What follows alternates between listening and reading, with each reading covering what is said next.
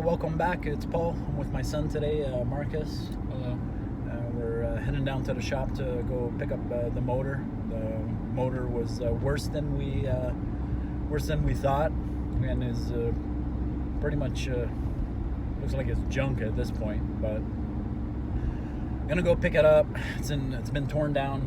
It's in a million pieces. Hence all the containers in the back, and I'm towing a little utility trailer to bring everything home and have a good look and come up with some sort of a game plan.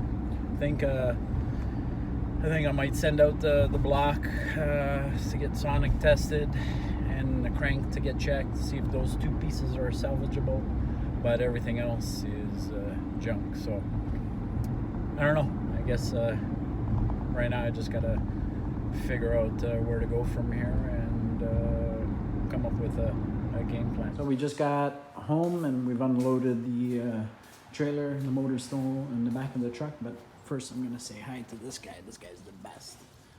Hey, get out of the rain, get. Anyhow, motor's back here, so let's go take a peek. Yeah, we got the block. The heads are in here. We got Mr. Rods and pistons and Mr. Crank and the intake. So gotta do some testing on some stuff, as I had previously mentioned, and figure out what we're gonna do from there. Other than that, I'm gonna say hi to this guy. Hey, go check what's over there. Go see. What is it? Go see. I'm gonna show you my concern with this block. I'm gonna try to zoom in slowly here. And it's that corner right there. Right there, yeah.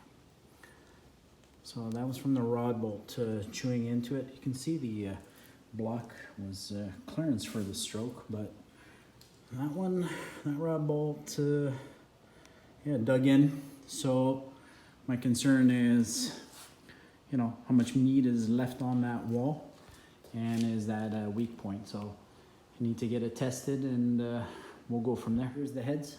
We took a peek at the cams and they seem to be okay, but the heads definitely need a refresh. I'll just flip it over here. Yeah, there's a few seasons there. They definitely need a valve job.